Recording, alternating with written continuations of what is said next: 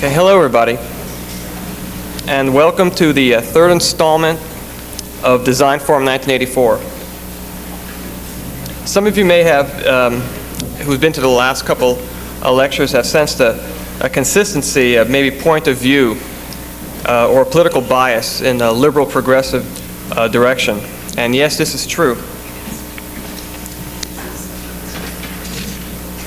I believe and I think the speakers share a certain optimism for the future, and that architecture is not just merely like a dilettante art, but it's actually a social art with certain social responsibilities.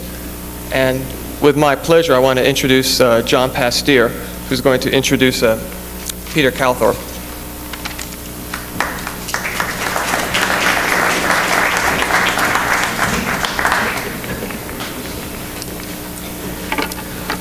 "22 years ago, I used to be able to jump up on these platforms, but probably the most telling thing about Peter Calthorpe is that he doesn't have a resume.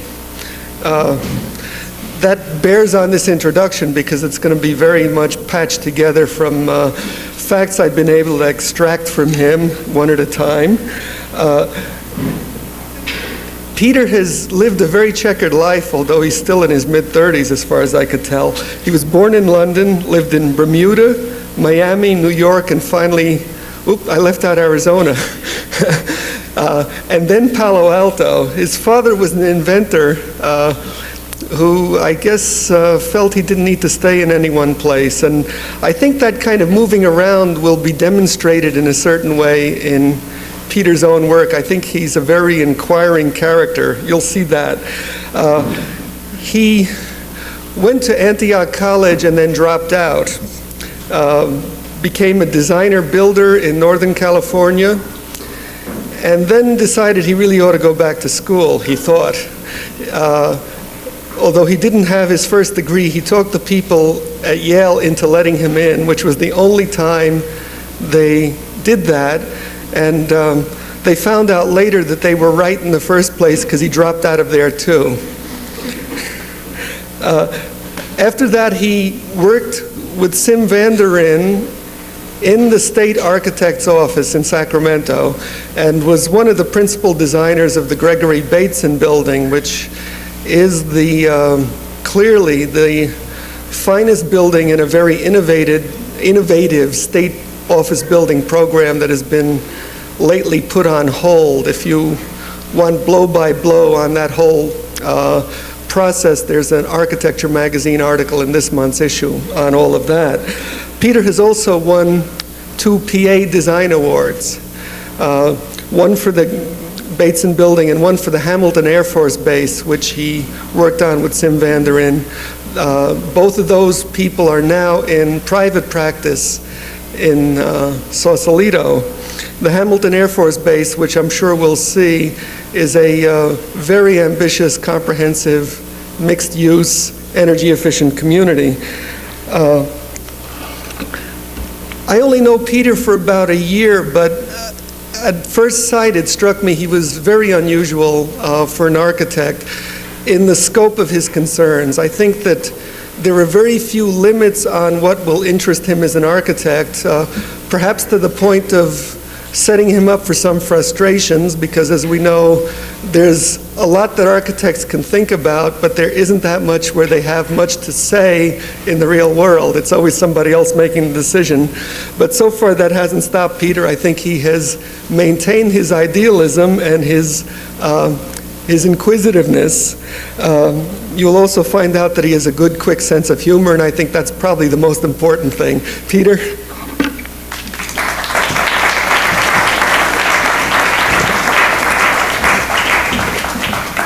Thank you. I think I'll start with slides. Can you turn them on? I've actually haven't given a lecture like this ever before. It's a retrospective, and it's going to go back not a very long way, but this is 1970, and it's how I started in architecture. I was teaching high school, kind of a radical high school, Co-Pacific, school. It was based on Summerhillian principles where students were allowed to do what they wanted to do. It was a day school for a long period of time. And the students became more and more frustrated with having to go home at night because of the constraints that their parents would put on them. Everybody figured that the best thing to do was to have it become a live-in school, which then meant that buildings had to be made. And as the math teacher, I came forward as the expert in the field. Actually, these buildings aren't from Pacific High School, but they're indicative of it. We started with geodesic domes. For those of you who remember the 60s, Buckminister Fuller was an important figure. He was an important figure because his ideology spoke to a huge range of concerns.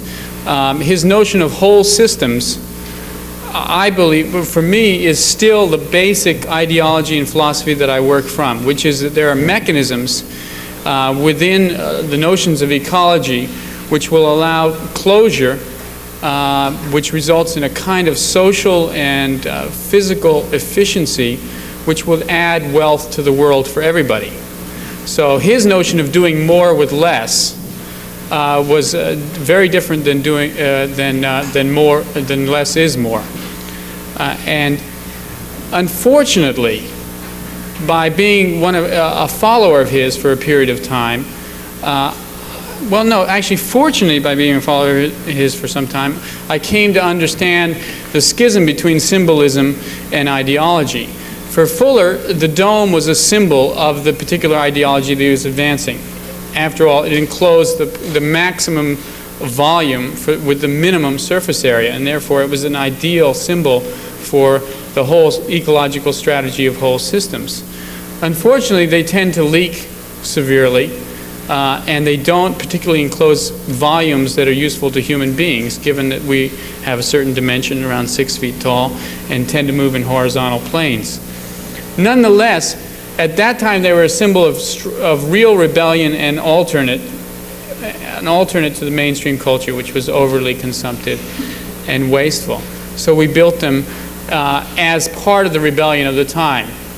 These are actually some buildings that I did simultaneously at Pacific High School. We were building the geodesics then, and we published 2 books, Dome Book 1 and Dome Book 2, which had a whole series of counterculture technologies in them, as well as the geodesics. And because we were doing that, people started to come to me and say, would you design me a home? And they all wanted domes. So this is one of the homes I did. I was dissatisfied at that point with the sphere because I thought it was too static and unresponsive. So I stretched it into an ellipsoid, and then I split it in half and began piecing the apses back together again. And of course, that made them completely unstable structurally. But having not been to school, I didn't really care about that, and was able to carry on with it nonetheless. As a matter of fact, since I went to school, almost all of my buildings leak, and most of the buildings I did before school don't leak. And I haven't quite figured out why that is. Anyway, this was a fairly ambitious project that went ahead then, and it exemplifies a kind of schizophrenia which was present at that time, which is a kind of home-craftedness at the same time that the whole notion of geodesics, as Fuller was advancing them, was very high-tech. His vision of the future was that these kinds of ideas, very abstract ideas, were to be mass-produced. He was an engineer, after all. And his vision of the future, as becoming more benign and more equitable, was based on a kind of a 30s or even a turn-of-the-century vision of the potential of industrialization, and that industrialization itself could produce the efficiency. In that sense, he was a very modern architect, in that technology, as interpreted by the industrial culture, could benefit mankind. And then here we were, under the influence of a lot of drugs, doing these things, which tended to not be what he had in his mind. And so in the end, he got very angry at us, and we got very angry at him. But at that time, there was a tremendous optimism about the future. We felt not only was there a possibility of providing an alternative to the culture, but that alternative could be truly radical and used the highest technologies. So some of the stuff we did, this is all aluminum and plastic. And so there was no fear at that point of modern technology. The last building, even though it was wooden on the inside, was pure urethane foam on the outside. And of course we know now that urethane foam is carcinogenic, and if it burns it will kill you within 3 or 4 hours. But that wasn't anything that we were concerned with at the time. So it's hard to say. There was a big schism with Fuller, and I think for myself, the primary ideology remained in place. The expression of it shifted. And I went on, because of the success of the Dome book, to have many clients who wanted me to build them projects. And so I began to experiment. But being in the domain of actually constructing things as well as designing them, I was very interested in structure itself. And so I became and also with various kinds of efficiencies. These are hyperbolic paraboloids that I used in one house. Where those vaults there are only 1 inch thick. They're basically 1x4s with a 1/4 inch plywood over them, spanning 30 feet, and they operate like a drum. And to me, that was an object of great elegance, that you could achieve that with structure. And of course, the forms pleased me. But simultaneously, growing in that, there was still an inventiveness in terms of form. There wasn't a nostalgia. But there was also a notion of craftsmanship, and that things done by the hand perhaps were very important. And so through this period, I guess this is just showing how we build these things. You'd have temporary joists that you would then arc the framing over, and then you'd move them on to the next bay.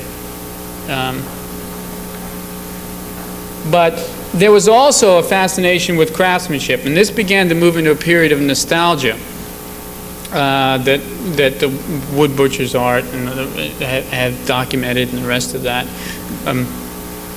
where there was a wholesale reaction against technology and industrialization. In other words, rather than, there was a primary ideological shift from the Fuller period, where industrialization and technology could be used to the positive benefit of mankind. We then came to believe that only by a kind of regression to a more direct connection to everybody, between people and their environment, i.e. through craftsmanship, and it was a Luddite period. Basically, we were rejecting technology totally, and we were interested in doing things with our hand, and that meant that all the doors and windows had to be handmade, everything had to be handmade.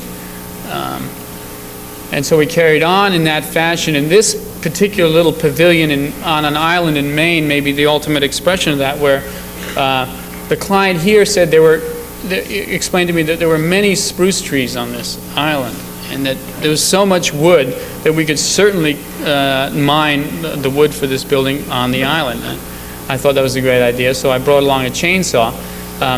It turned out that the trees rarely got more than 20 feet tall, or about 12 inches in diameter, which meant that it's very difficult to extract wood from them. And we spent a long period of time cutting it, but sure enough, we actually milled all the timber from that particular site, and around the island we would load them up into boats and float it around them. We refused to use nails and whatnot. So this is a period of real regression, and it's a different kind of alienation and challenge to the mainstream culture, which was perhaps we don't need technology at all. Perhaps that by returning to a much more primitive lifestyle, one could, of course, you have to blot out the chainsaws, but you don't want to be too radical about these things. So there was that period, which I think everybody knows about. But it's all a progression in the basic idea, which is how do we avoid the grotesque consumption, which obviously leads to the need for the United States to dominate the third world and extract resources at disproportionate rates, whether it's energy or other resources. So this idea of efficiency in an ecological sense was still the primary backbone of all of it. Whether it meant building maximum surface buildings, or whether it meant doing it all with human labor instead of artificial materials and power. once again, putting aside the chainsaw. That primary idea then evolved fairly quickly into the notion of actually how the building would function over its life. And so for me, there was a transition going from, well, how it actually came into being as an issue of the technology and the architecture to how it would exist for its lifespan, i.e. 30 years. And that, of course, got translated into energy. This was at the Farallones Institute, which is when I actually first started working with Sim, my current partner. He had started the Farallones as a multidisciplinary group to advance alternatives in many fields: agriculture, waste treatment, ecology in general, and of course architecture and energy. And we built these, I designed and headed up a program to build these 4 cabins, which were a comparison study of different passive solar systems, each one operating in a different fashion. And we began to study the results there. As always, we would build the stuff ourselves. And I think that was essential. In any innovation, in truth, you really can't ask other people to do it because they don't know how to do it and they're frightened by it. And given the nature of insurance companies in this country and the way they control what goes on, you can't get it done. So as usual, we would build it ourselves. But at this point, documentation of the various the activity of the building became very interesting. So we actually looked at, and I think you all are familiar with all the different passive solar systems. So this is 1974, this is 10 years ago maybe, where nobody really knew much about any of it. And we experimented there with a whole range of passive systems, roof ponds, direct gain, greenhouses and whatnot. And then we installed a data logger and actually monitored the results and tried to make some sense of it. And I wrote many reports and gave many speeches on the matter. And in the bottom line, I could never figure out which one was the best system. And I doubt if I could. But as usual, this generated a whole other group of clients who wanted houses. And this fellow came along. He's a great, he writes novels for adolescents. Really wonderful character. Said he wanted one of the Farallones cabins. Unfortunately, they were only about 200 square feet. But he was insistent on the form, and so we basically did the identical structure. And this then enters a period of investigating a whole series of passive, the building as it interacts with its environment and climate. And given that it was a period where we didn't know a lot about that, it was very exciting to focus on that as a primary issue in the architecture. And in truth, nobody really knew how these things were going to work or what they were going to do. This one's a greenhouse with the building wrapping around it with various rock bed strategies. This one was a greenhouse wrapping around the building, as the inverse of the last one. This one was one that was, was frustrated by the fact that it was a very hilly site and they wanted a yard. And so we put the yard on the roof and with the greenhouse on the roof. And so we carried on with each house as an experiment in various energy technologies, studying it and trying to get results from that. This is a place up near Truckee, a kind of horizontal site with a horizontal building, direct gain systems, traum walls. All this is fairly old attitude here, but it was a serious investigation not only of the technology but how that integrated with architecture. And of course, a lot of the early ideas about craftsmanship had been abandoned at that point. Perhaps it wasn't so important that people build things for themselves or felt connected to it. Maybe it was more important how many nuclear power plants the thing would, in an aggregate, generate a demand for. And certainly I still believe that's a significant issue. Ultimately, what we consume as a culture is what influences the world economy and how much control we need to maintain, which of course over the rest of the world to supply us with those resources. And then that of course leads to the militarism. There is a connection to all that as far down the totem pole as the architect may be. And then that of course evolved into whole subdivisions of passive solar buildings, which reached the conclusion of another set of ideas, which was that perhaps these issues that we were trying to confront really couldn't be confronted at that scale once again. And so there was a shift in scale. This is a shift in scale. This is, and not far from our thinking at the time, even though there was this serious fascination with energy and whatnot, was the real implications of environmental issues in ecology beyond, well, including energy, but including land use, including community, including food, water, and other resources.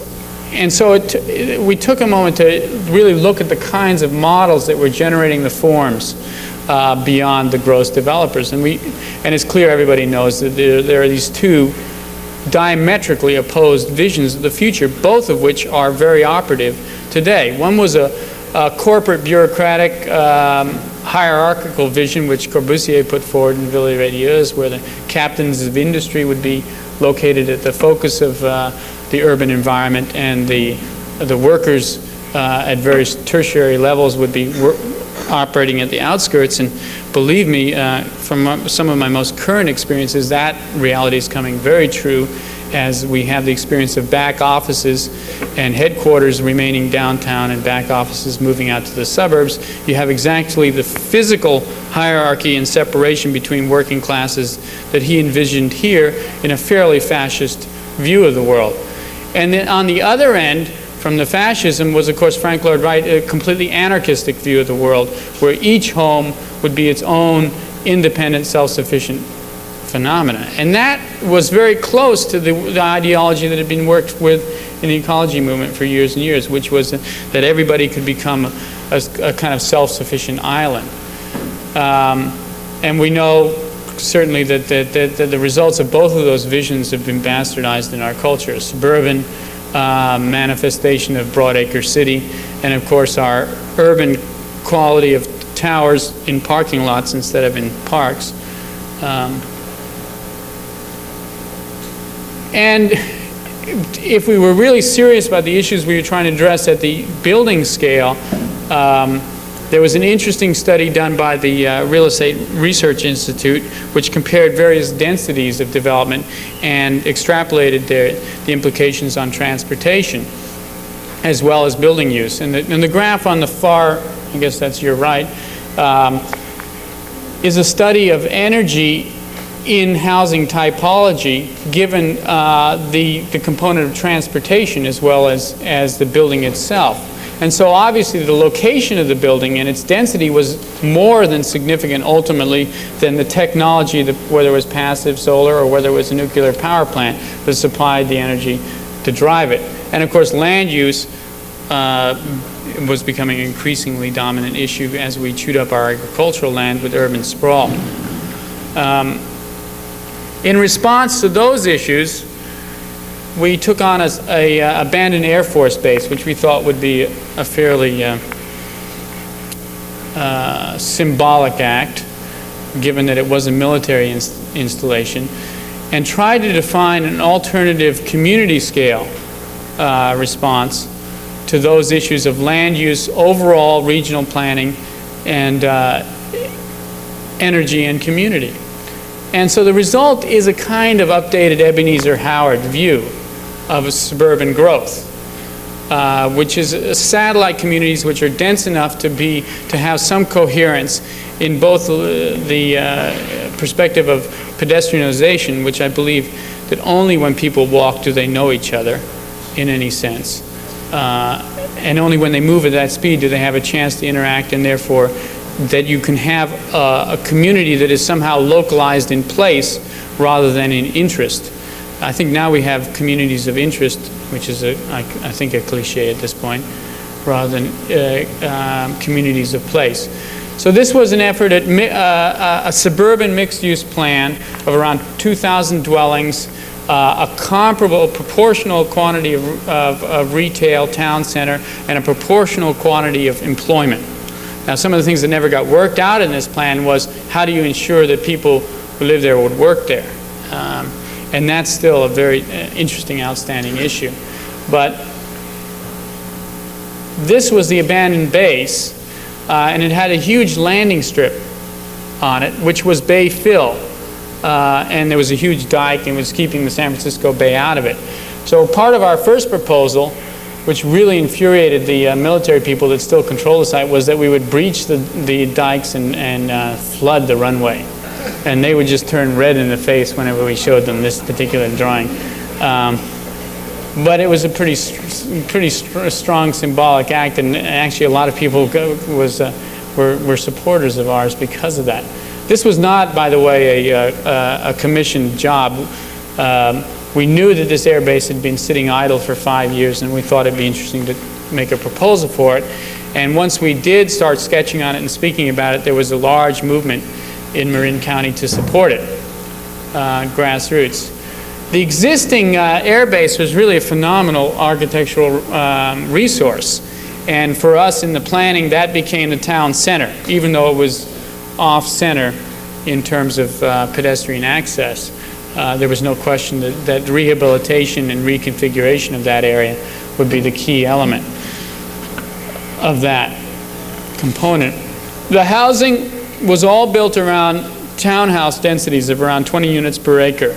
And this way we were able to achieve the densities that could support a complete retail spectrum. And this was, in the end, a very important criteria, which is if you really want to generate a pedestrian zone, the destinations, the everyday destinations that people have to be in that area. And to have those destinations in that area, of course, means that those businesses have to have sufficient market. And therefore you need, there are certain proportionalities that really have to be met. And in the end, about 2,000 dwellings is it. There's interesting scale phenomena to communities in the same way that there are scale phenomena to buildings that really are directly proportional and I believe universal to human beings. Anyway, so 2,000 dwellings, and we did very schematic designs. One of the principles, of course, was to break it into neighborhood groupings, which would only have automobiles at the periphery. And there were various configurations. There was a hill there that was very troublesome because it was between the majority of the land area and the existing buildings. And so in an homage to Christo and his fence, we ran a series of residential buildings across it to try and generate a pathway there. Simultaneously, we did not want to put away the issues of food production and how we digest it and then what we do with it. And Klaus Oldenburg did a great diagram of how we treat sewage by his toilet bowl float proposal for the Thames. And Westinghouse provided a great diagram of how we produce food in this country. Wait a minute.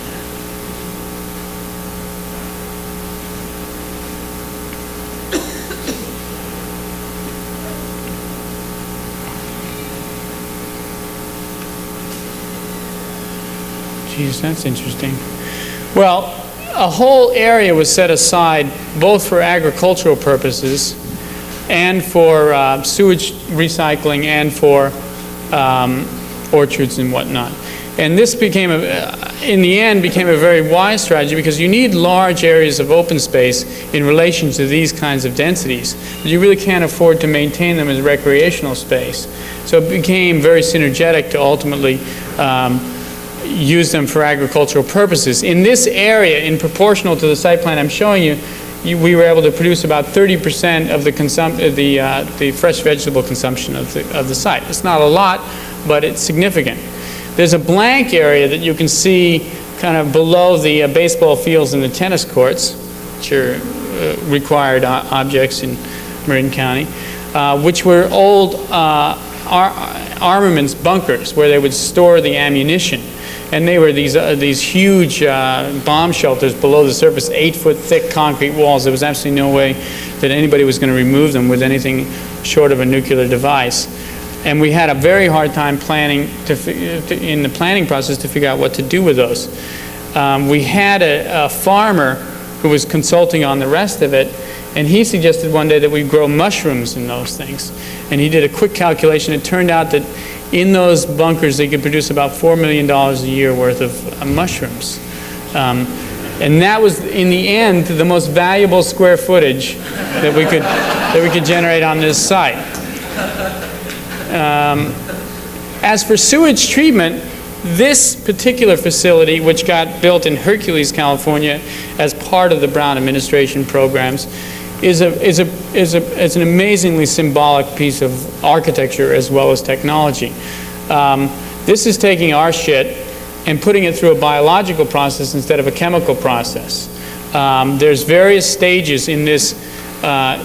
This is a 7-acre greenhouse, which is simulating the environment of the Everglades down in Florida, and allowing various plant processes to digest the nutrients in our waste. The water hyacinths, of course, are the primary vehicle there in these ponds, and they can then be used as feed, and therefore the whole notion of waste as a pollutant gets translated into waste as a resource. In the final stages of this particular process, biological process of treating sewage, they produce a macrobrachian, which is a very large type of shrimp, which is very tasty. And you can see on the left there's a dish of those things. And there was the economics, of course, of selling those shrimp, or that macrobrachian, to expensive restaurants in San Francisco. The notion that that had come out of a waste treatment plant in Marin could not, of course, be put on the bill of fare. Now, there was a great disappointment at the time. I think we did this in 1978 or so, that we couldn't generate, that this really couldn't be a totally autonomous community, that it couldn't be self-sufficient. And the truth was, we couldn't ever figure out how to generate electricity at this site. There was really no wind, because airports tend to locate themselves where there isn't wind. Definitely no rushing rivers. And we actually investigated how large an area we'd need to grow trees and burn the wood products. So the whole idea of a biologically based or a regionally based energy system didn't seem to be able to present itself, other than simple passive solar strategies and the rest of that, which you can see in all these graphs here. So the only solution seemed to be human energy. And so there was a quick sketch of an idea on the right, which is the world's biggest leaf spring. It is about 200 feet tall, not unlike, but in the similar quality as you'd find on a large truck. And attached to it would be around 150 bicycle seats. And the people of the community would come out in the morning and get on those bicycles and pump away and crank that leaf spring down. And then all day long the leaf spring would slowly unwind and drive a generator which would provide electricity for the town. And at any one point during the day, you could look up and see how much energy you had left. So it'd kind of be like the clock tower of the town. People would know exactly where they stood, and if they were running out of energy and there was something they wanted to watch on TV, they'd have to come back down, or at least get enough people to come back down and get on the bikes again. And we figured, since it was Marin County, this is obviously, this would also be an aerobic program. Now, moving a little closer to Los Angeles, we were then commissioned to do a regional plan for Chino Hills in San Bernardino County. It's an 18,000 acre site.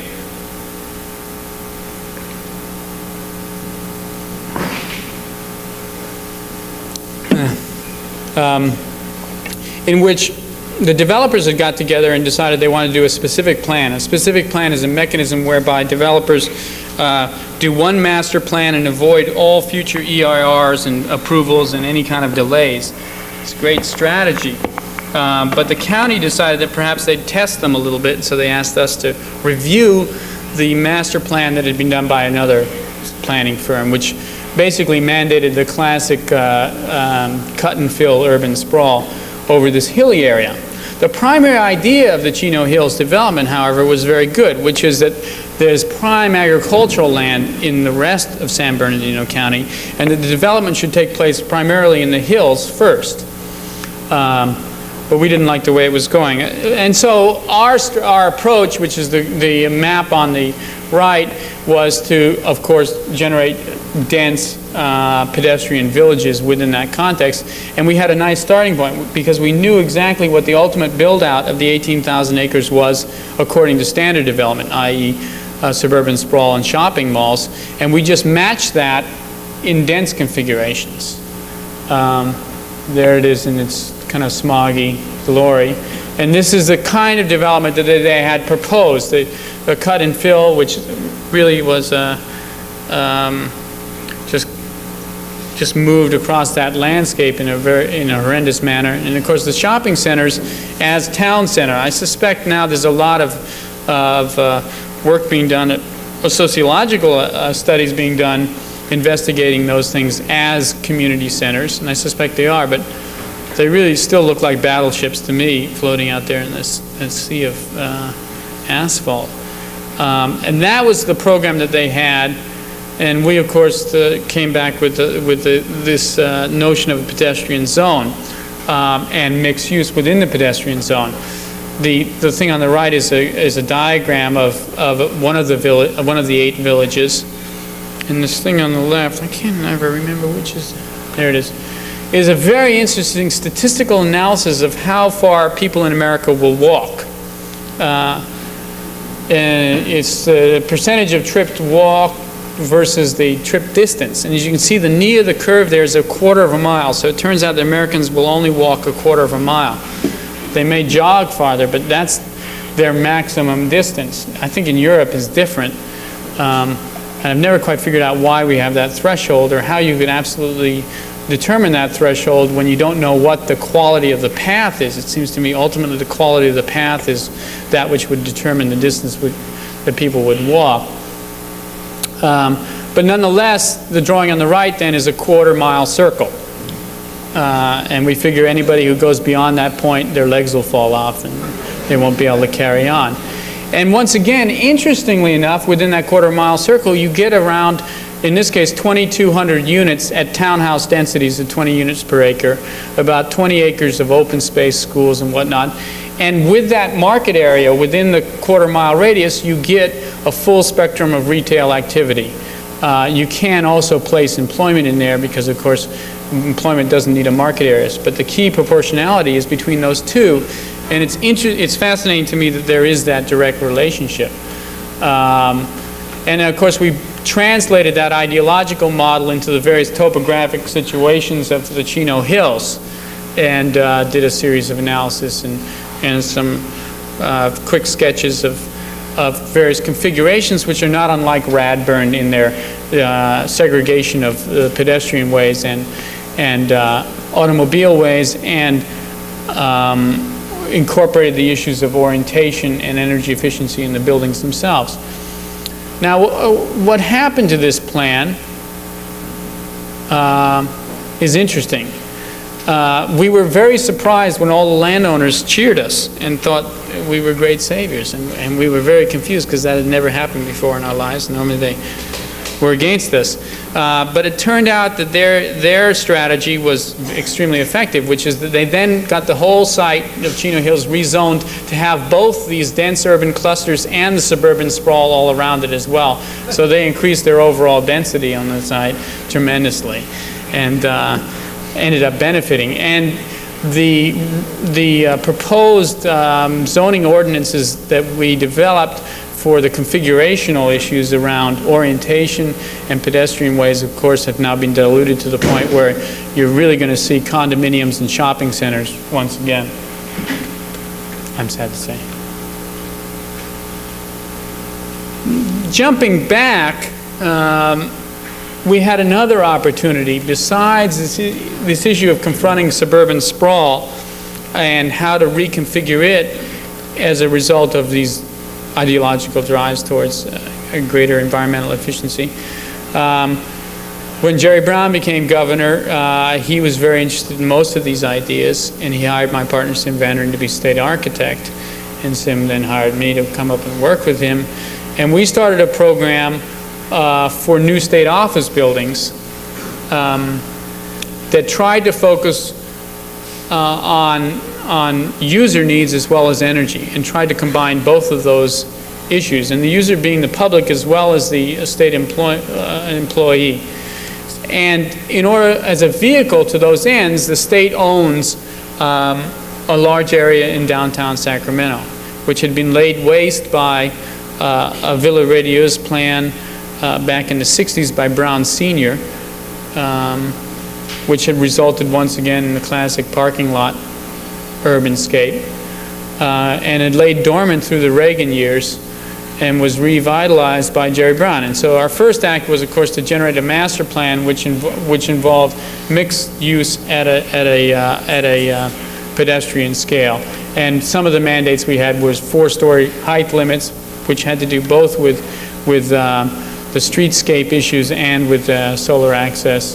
And in the map on the left, the yellow is housing, both rehabilitated and new, and the blue is new state office buildings. So that program launched.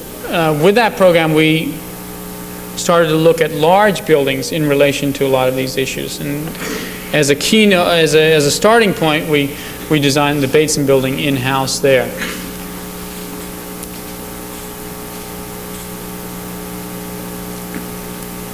The two towers beyond are called OB 8 and 9. And the foreground, of course, is the Bateson building, which operates from a completely different building typology. Rather than high-rise towers with open plazas around them, it's a courtyard building, which tries to, in the end, has about the same square footage as one of those towers. The notion of the courtyard came primarily out of programming efforts, where we would go and interview state workers and people that frequented state offices, and of course their primary concern was how to get around in some central focus. And so the courtyard we excused finally as an energy device because the legislature didn't want to spend money on it, but was generated primarily as a social device, a gathering point for an institution that was normally so large that it could never perceive itself. I suspect that one of the most important things about this building is that everybody in the student body can gather in one point at any one time, and that's an important element of the coherence of it. If you look at modern corporate America, the architecture that houses those institutions never provides a space that's large enough for those groups of individuals to gather. And therefore those groups of individuals ultimately never have a common identity. And you see labor unions. I mean, unionization may be an archaic idea, but the notion that people exist as an entity with some commonality, I think, has to be reinforced by architecture and physical space. And when there isn't that physical space, I don't think it can exist. So there's a tremendous responsibility to architects to provide a kind of common ground, because I don't think it can exist in elevator shafts, and I don't think it can exist over the telephone. And I felt strongly about that in this building, and I feel it really does vindicate it, because the courtyard at the Bateson building has become a primary social vehicle, and people frequent it constantly. There are constant lectures and constant gatherings. Of course, building to the street edge is a concept that's now taken for granted, but the results of it, I also find it interesting that these old building types, the courtyard building, was a type that was absolutely necessary before artificial lighting. Buildings had to be thin in section. There was no two ways about it, and that meant that buildings had to have courtyards. Now, whether the courtyards were the primary purpose of generating that building type, or whether the fact of natural lighting was the primary purpose, is something that I think cannot be determined. But ultimately, natural light becomes a kind of a synergetic issue with this notion of gathering points. So the courtyard operates as a daylighting device, which we all understand clearly now.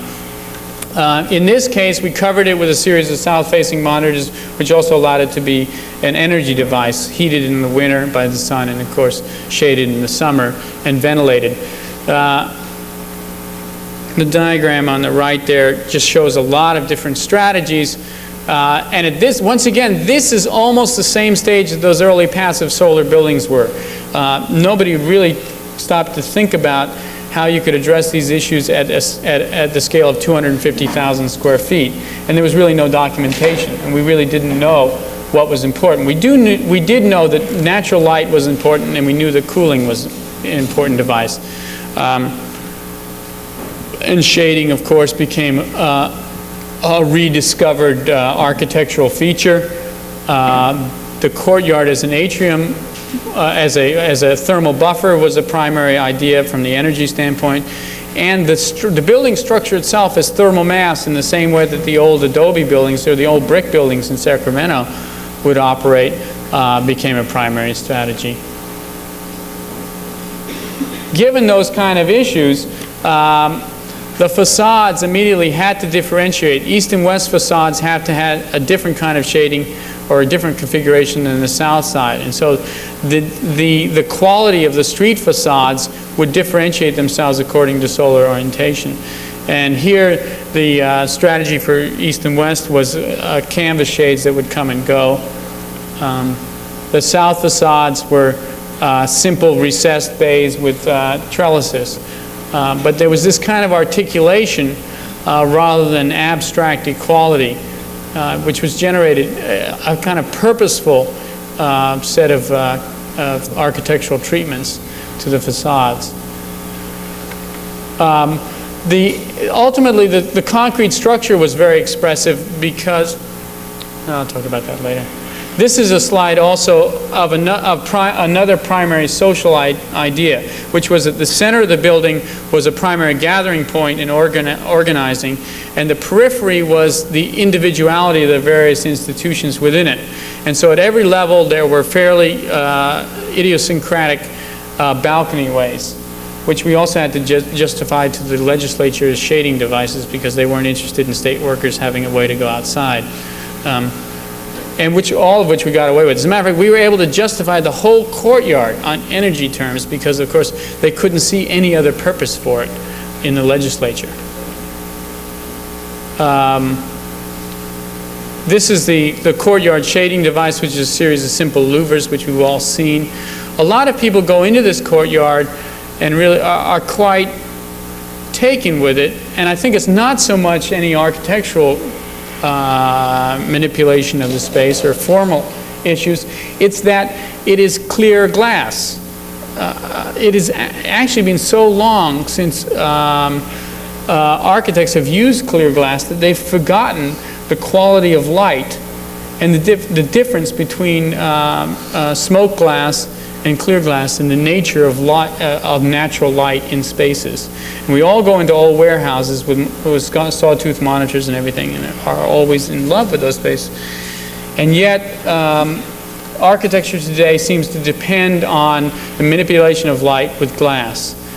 And it's deadly.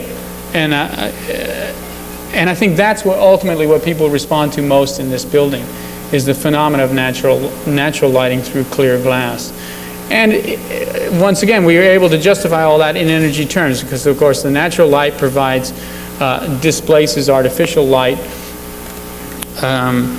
which, of course, consumes the majority of the energy in these kinds of buildings.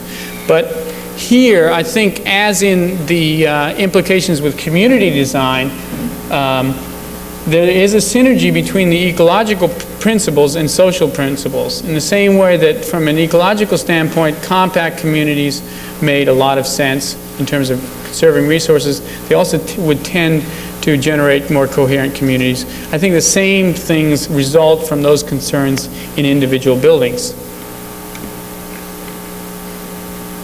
And this is just, we emphasize the stairways there, and just as you always wanted it to happen, people really would stand on the stairs to overlook whatever was going on in the courtyard.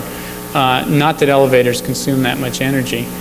And it has, as I said, become a primary place for both entertainment and dialogue in Sacramento.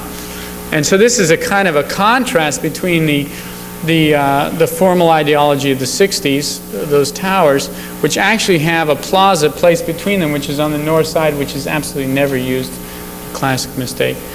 And this other building. Now, Bateson also is responding to an urban master plan which calls for mixed use, and therefore residential components are going to be existing within the same framework. And I think a lot of the issues of scale and articulation have to do with a transition between residential and commercial buildings. For me, this was a period in which I had a fascination with Herman Hertzberger and the Dutch school, and the concrete structure became very expressive because it operated as an organizing element as well as a thermal element in this particular building.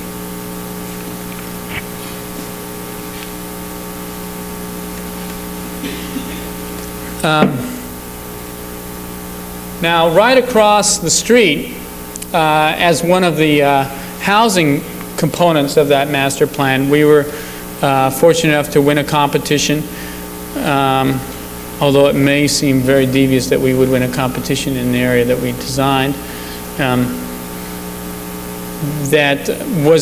We were able to experiment with a lot of these ideas in high-density residential configurations. This is 107 housing units on one of those city blocks in Sacramento at about 43 units per acre with commercial space and what was to be a daycare center. The primary idea of this complex, well, I mean, there were three primary sources of direction. One was the urban fabric, or reinforcing the urban fabric, and this gave birth to this notion of three different building types within the same complex. On the north edge, which basically was on a street of office buildings, it had a large apartment block. Through the center of the project were a series of townhouses which centered around the alleyway, which was an old tradition in Sacramento. And on the south side, which fronted a block, a street of detached dwellings, in truth, apartments were reconfigured at that scale. And so the ending result is something that is unlike most condominium projects, is not the manipulation of one or two building forms, but actually the aggregation of three totally separate building types. This is a shot over here, the north edge, which is stepping up 3.5 stories towards the taller 5 stories of office buildings. And at the center there, you can see row houses moving across. The south side is configured into individual buildings with individual entries and front porches, which are responding very much to the old tradition in Sacramento, which was always front porches on the street and the stoop. Now, this is all within the framework of maintaining simple solar orientation and passive solar strategies. The other tradition in Sacramento are these old alleyways that used to have outbuildings and small buildings back on them, and that was reconstructed in our project with a series of row housing and a rather strong gateway presentation. And on the north side, the taller building is a classic case of a three-story building over parking. But at its corner, we find the commercial space. This is a diagram of how we located the commercial space. And of course, the important thing from an urban standpoint was to maintain entries on the street rather than entries from parking lots. And so the arrows in that diagram show that, and the corner store. And on the right is the retail space below and smaller housing units above. Those are the pieces that don't face south. And this is that notion of redeveloping or maintaining the idea of the alleyway, but of course having to reconfigure it in some sense.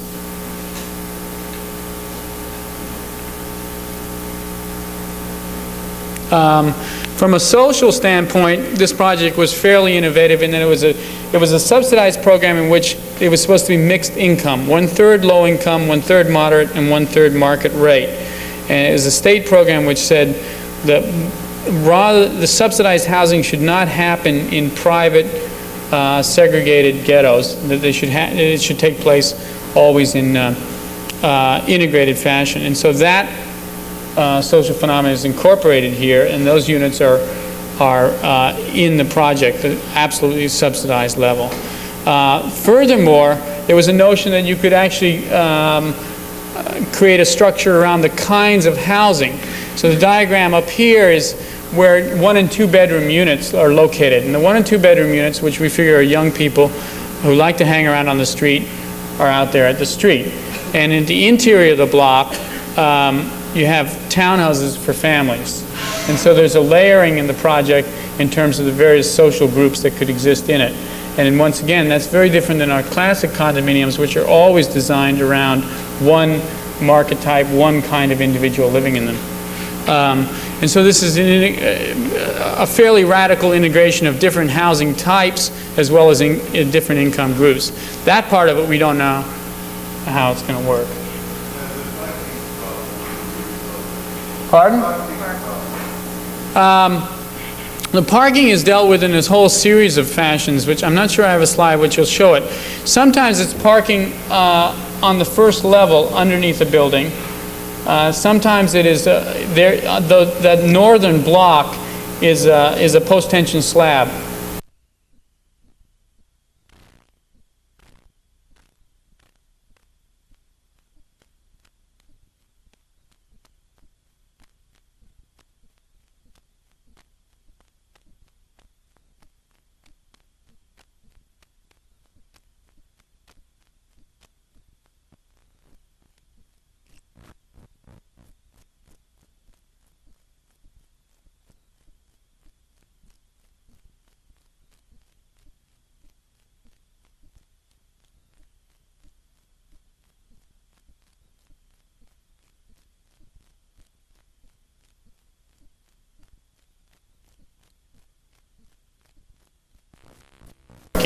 And then there are actually parking courtyards, which are surface parking. So there's every kind of parking you can imagine in this particular project. Solar access was maintained, and this energy systems, after all that experimentation all those years, in the end becomes almost trivial. It's just a matter of the right orientation, especially at these densities, and a certain amount of thermal mass. And of course the way we build doesn't have thermal mass. So we substituted the old a 1 inch of plaster over the whole interior of the units instead of sheetrock, which is really a return. I went out there on the construction site, and there were some old, they really couldn't find anybody who could plaster anymore. And they dredged up these old guys who couldn't believe that they were doing it again after 30 years. Were plastered, which provided adequate thermal mass for the solar systems, both heating and cooling, but also provided great acoustical separation and a much higher quality building finish.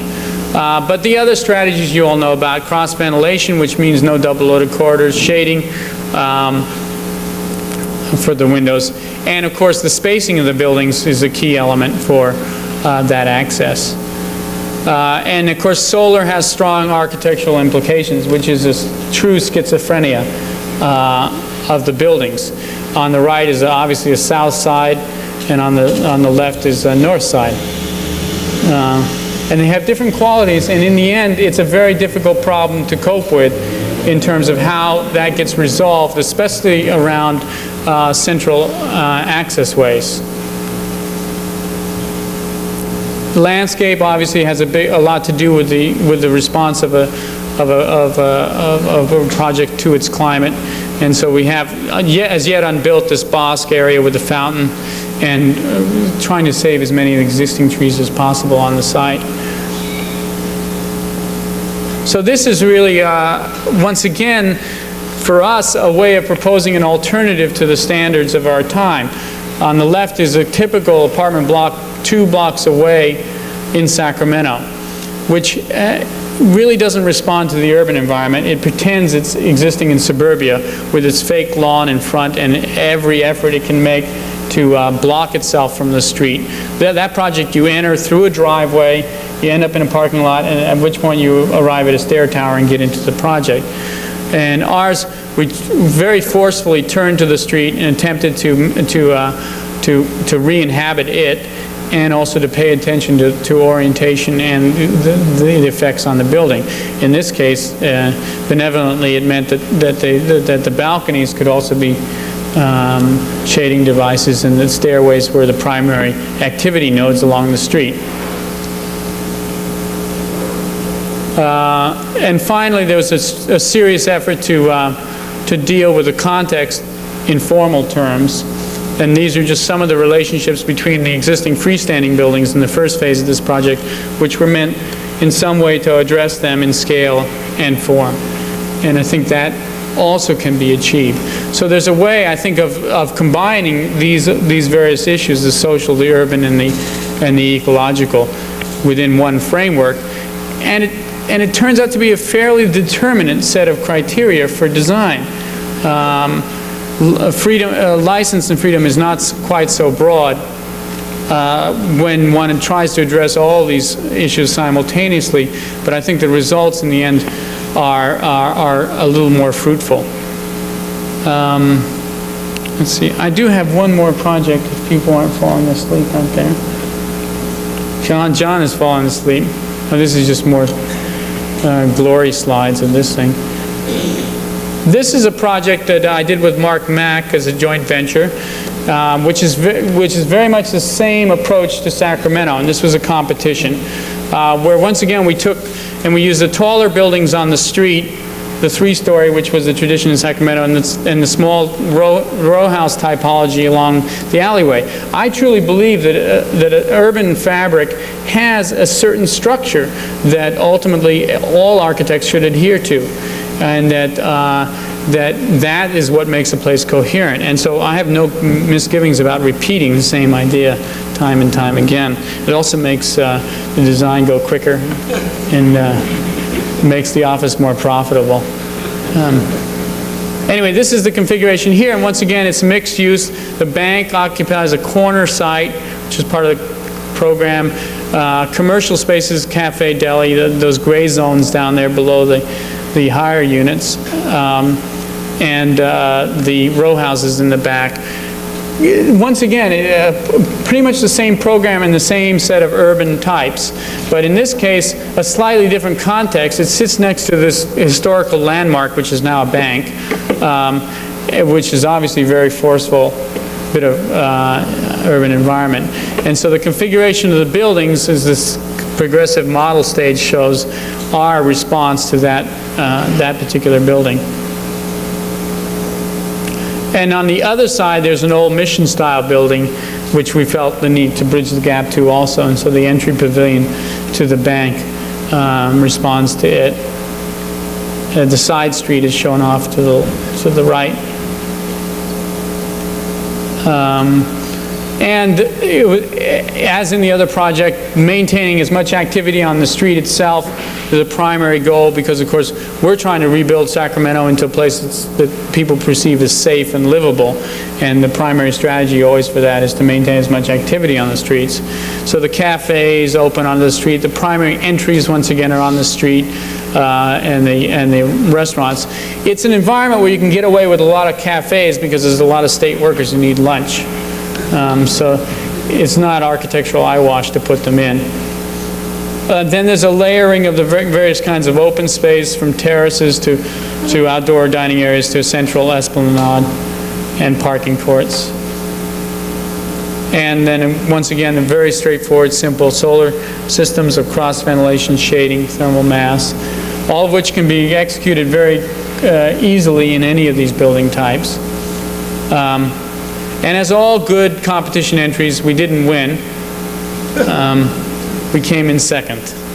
But everybody felt so bad about that we didn't win this. They gave us another site about 3 blocks up the same street, and we decided to use exactly the same design. And we didn't change it at all. Which I think is a pretty strong commentary on our attitude towards design. My feeling is the climate was the same, the urban fabric was the same, the people who were going to occupy it was the same, so there's no reason we had to redraw it. That's all.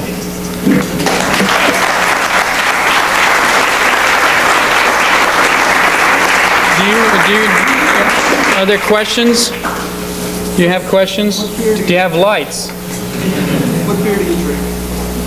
I got this from some guy back there. It's Old Milwaukee.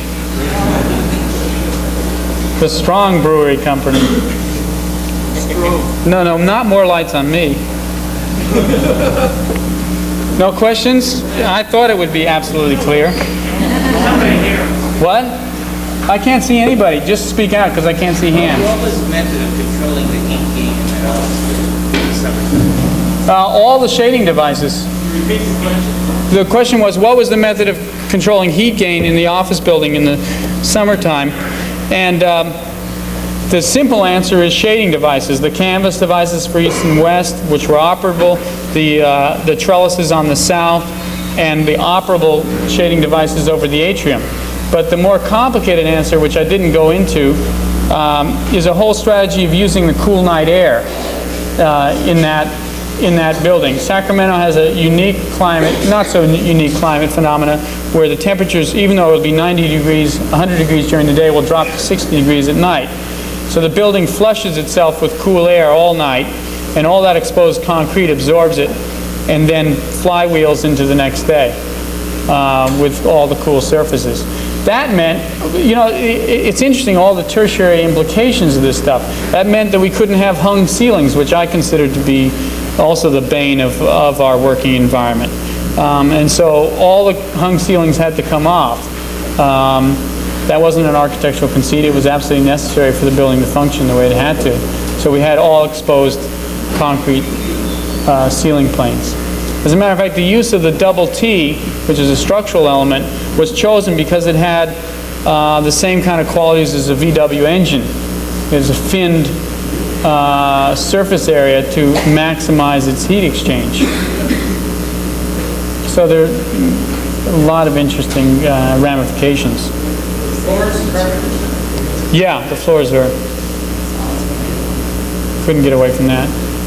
There was somebody back there? What?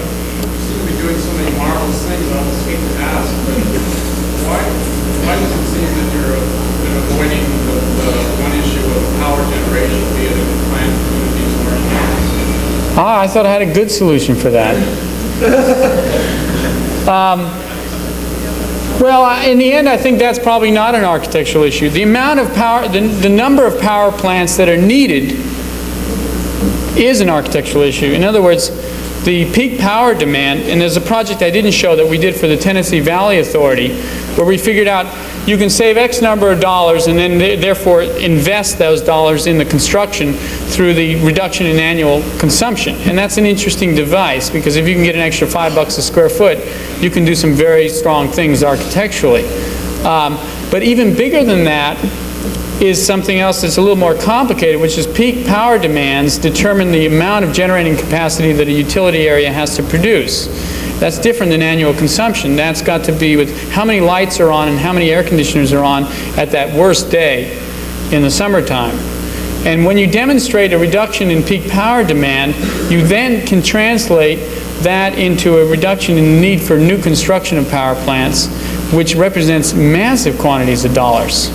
And when we proposed that to TVA, which is an energy company, they really got scared, because they realized that we could have spent probably, the budget was $90 a square foot, we could have spent $120 a square foot for the figures that we were producing on that building by translating power plant construction into devices on buildings to reduce the need for power plants. And that, it seems to me, is a fairly interesting segregation of how the culture does stuff. In other words, the architect now, it seems to me, actually Barbara was saying, and I think she's right, is a dying profession, because all the important issues in our culture are translated to other professions. Energy is not dealt with, and energy is an easy metaphor, but it's not dealt with by architects, and therefore the engineers who build nuclear power plants get to spend all the money that could be spent on buildings to make buildings higher quality. And that spread of about $25 a square foot, we calculated for the TVA. And when we presented it to the board of directors of TVA, they just about dropped their pants, because they needed to get money for the next power plant, because that's the way they were structured. And if you look at the utility companies here, in California, they're all structured around, their profits are always in relationship to their growth in power generation and power consumption. So they have every incentive to produce more and every disincentive to invest in conservation. What was your question? Oh, why didn't we figure out energy strategies? Energy generating strategies. I think the strategy was to displace the need for energy generation. But could there possibly be a better way though to bring energy into the architect's sphere than to have it generated on site and also avoid the 60% loss that occurs on the line from the centralized? Yeah, that's what I'm saying. Well, there's a technical answer, which are these things called total energy systems and everything, which I don't understand a lot about, but I know are nice ideas. In Sweden, you have a very typical circumstance. Every community, as a matter of fact, all these community designs we got are put to shame by Vällingby outside of Stockholm, which not only does all of that stuff, the pedestrianization and whatnot, the displacement of the automobile, but also has district heating systems, which do exactly what you're saying, which is, it doesn't matter what you burn if you can use it efficiently. And they, of course, use after you generate electricity, you have massive quantities of waste heat, which they then use for the buildings. I've never liked that because then the buildings don't have to be responsible to their climate. But you get into those trade-offs. But the primary response, I think, still is to generate things that are less demanding in the first place. And if the mechanisms to produce things that are less demanding are so benevolent as natural light, it seems absurd not to. You know, there's several quacks around the country who are saying that artificial lighting really is a detriment to human health, and that the people who sit under fluorescent light for 12 hours a day really have problems. And you'll never be able to validate that. The same is true of natural lighting in terms of human productivity. Are people more productive if they feel better? I mean, how can you ever validate those qualitative issues? They're the same as aesthetic issues.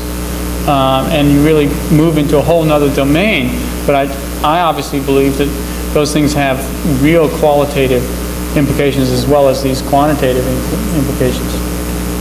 There are some of those quacks who claim to have done testing on Florida children with fluorescent light. Right. And same kind of quacks who said that sugar is bad for us and artificial flavors cause cancer, smoking causes cancer. Yeah. So maybe they're not quacks. Maybe there is some real hard research that proves some of the things and our media doesn't put it out with sufficient honesty to it. Yeah, I think it's. I would tend to believe it myself because that's self-serving for me, though. But I've never been able to convince a client, you know, a corporate client who wants an office building that his people are going to be healthier. But that's got to do with the structure of investment and why, you know, what determines the nature of investments. And they're all built in this economy around very short-term economic criteria instead of long-term. And that, you know, and the long-term economic criteria would take into account health of people and seriously deal with it.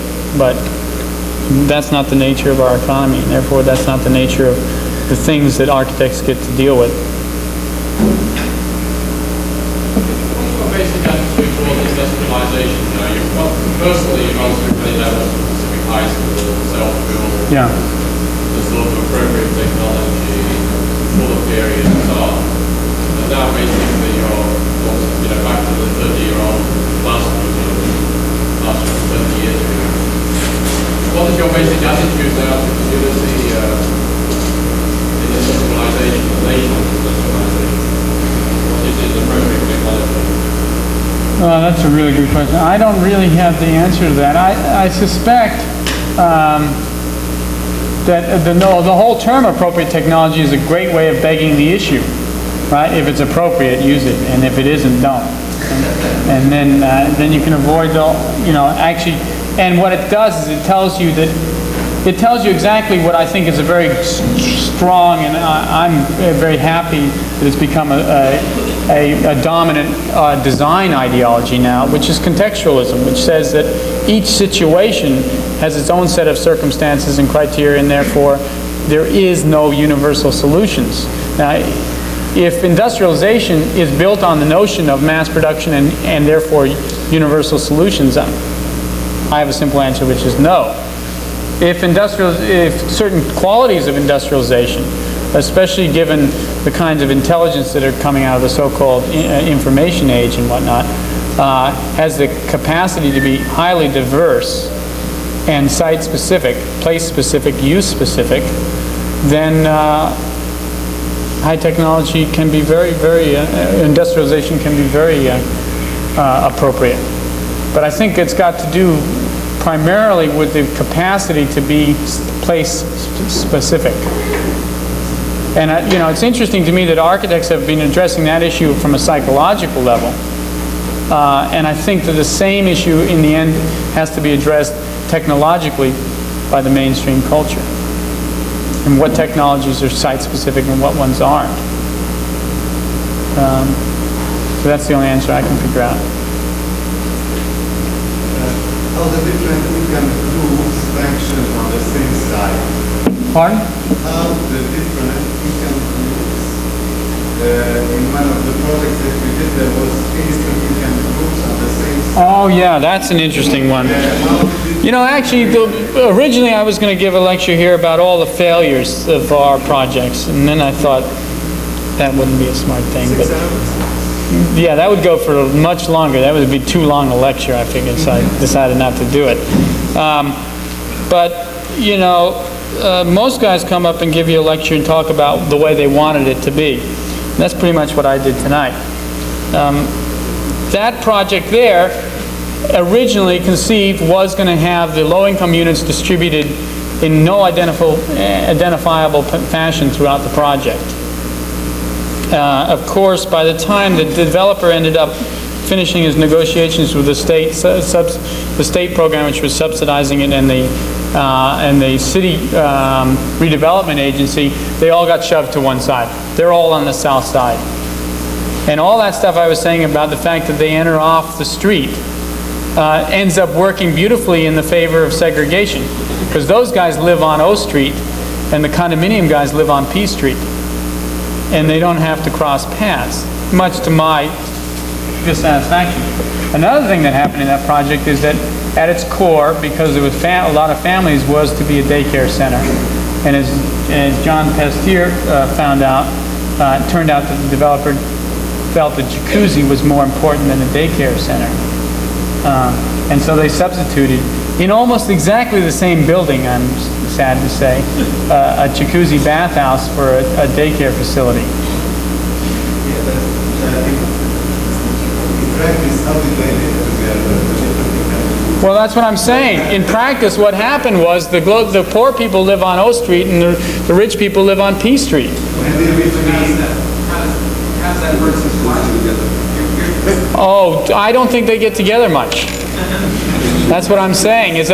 And it's interesting how these things work out, because I thought it was such a great idea that everybody enter off the street, because then you got street life and all that stuff. And that's true. People, those guys are hanging off the balconies and they're coming and going up the stair towers, and there's a lot of activity on the street. And I think clearly all that stuff by Oscar Newman in Defensible Space and the way of making urban streets safe is true. But it also means that those people that enter off O Street really don't end up interacting with the people that enter off P Street. And that's something that we all knew a long time ago, which was that the streets are the communities, not the block. And my mistake in that project was that because I was designing a block of Sacramento, I thought that the block would be the community. But it turns out O Street is a community, P Street is a community, 10th Street is a community, and 11th Street is a community. And they don't interact that much. You still think the original solution had been built to work the way you want it? With them spread out, yeah, because a poor person and one of the market rate units would be going up and down the same stair tower. That might not necessarily be a good thing. Oh, it might not be a good thing? I'm yet to believe that. I don't think that's such a bad thing. I mean, why would it be a bad thing? If you've done a project where that has worked, there's an assumption. Oh, no, I haven't done a project where it's worked. Or have you seen a project where it's... Actually, where I live now is a case of that. I live on a houseboat in Sausalito, which is a fastly gentrifying neighborhood, of which I am a manifestation of the gentrification. And there's a bunch of really poor guys that are still living in really funky boats that built them themselves 15 years ago and still live there because they can't afford to go anywhere else. And we all get along beautifully. Right, but isn't the hospital unit so strong and selective to begin with? Yeah, yeah, yeah. The market rate housing was influenced, the prices of the houses themselves were influenced by the low-income housing nearby or not. Did the price drop down of the market housing? No. The market housing is selling for exactly what other projects with no low-income housing is selling for.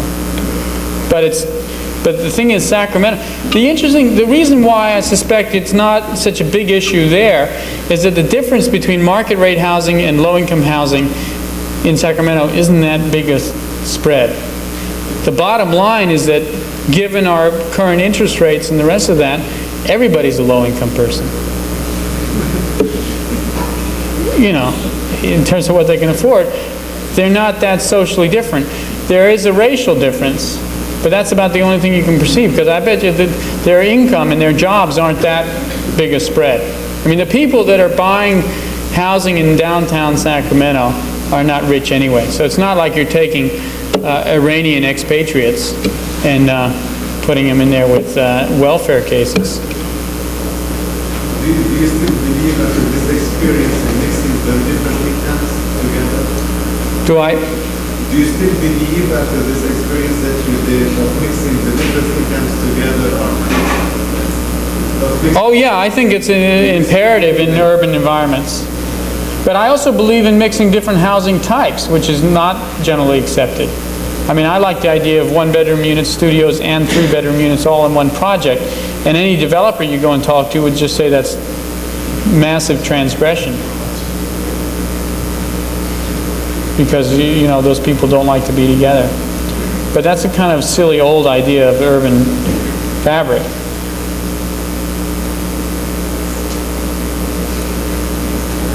How do you feel that Sacramento, the job building in Sacramento, The office building or the housing? the office? We gave it to ourselves. We gave it to ourselves. My partner and I were working, my partner was the state architect under Jerry Brown. And we controlled a huge program to build state office buildings. We figured the first building we should design ourselves because we knew more than anybody else. And then we then held a statewide competition for the second one, which was very interesting because we got a lot of really good responses to it. It dealt with the same issues, energy, social fabric, and urban environment. There were actually 41 entries, and there were 40 good entries, and the one bad entry won, in my estimation. And actually, if you want to read about that, read John's article in that AIA journal last month, because he analyzes that building pretty clearly. And then after the competition, there were just a series of commissions that were given to various architects around the state. I think there's been about 10 major office buildings built now in that program. What? Yeah, I suspect. Yeah, that one. I know there's one in Long Beach which is really disgusting. What happened to that? Which one? Long Beach, whatever it's called. They picked a bad architect.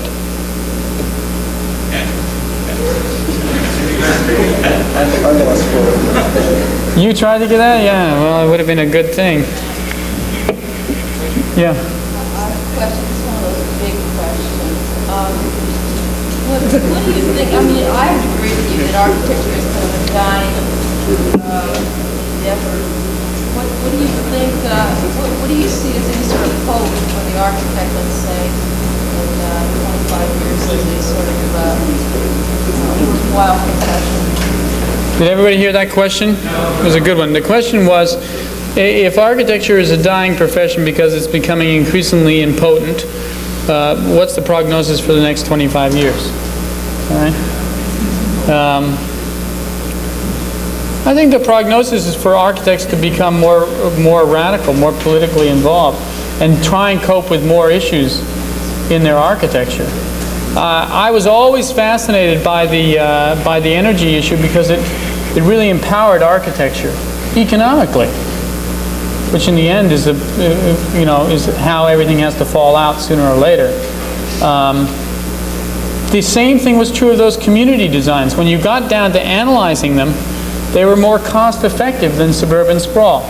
The infrastructure was less, the amount of roads, the amount of utility lines, the construction of the units were less expensive because party walls and the rest of that. In the end, you can translate these ecological principles into economic advantage. And I think by trying to work with those kind of synergies, architecture can become a little more potent. You don't always run up against the fact that it's sort of against the economic structure. In other words, it refers to the power. Yeah, I mean, we're clearly in an ideological recession, but I suspect that the thing is going to turn around. I don't think it can go on this way. No, I mean, the thing is going to... The danger is that what happens is that we build this vastly inefficient infrastructure, which is very hard to support, and while we're wealthy, which we still are as a country, no investments are made in setting a different course. And then, of course, when it all comes crashing down because it's unsustainable, there's no capital available to reconfigure the infrastructure or the primary nature of the environment, which is demanding so much to sustain it. So that's the danger. The hope is that in the end it's a political process and it's political issues. I mean, politics is number one. Economics follows from politics. I mean, this is something that's been obvious to most anybody who thinks about culture for many years, since Marx. And so it does become a political issue, always. I mean, all that stuff wouldn't have happened without Jerry Brown. That was a political phenomenon. And so there needs to be an investment of energy in the political arena to confront these things. But whether or not architects can regain it, see, right now I think architecture is interested in trying to gain some leverage by becoming entertainment, another form of entertainment, which is highly valued in this culture. And to a certain degree, it's working. In other words, the only way architecture can do something more than the most mundane developer stuff is to steal some money from some other domain, whether it's a power plant, like I was explaining at TVA, or a TV special. And postmodernism, in a sense, is very cleverly robbing the entertainment industry of some money to put into buildings. But in the end, you figure a TV is $300, right? I mean, and if you think about the kind of architectural devices that you have to go to make a building entertaining, it's a lot more than $300. I mean, it's more. You can get more cost-effective entertainment anywhere.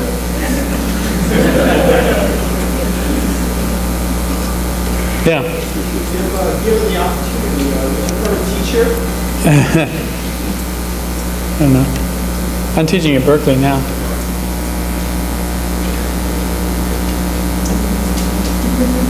Oh, great. I'll leave with an offer.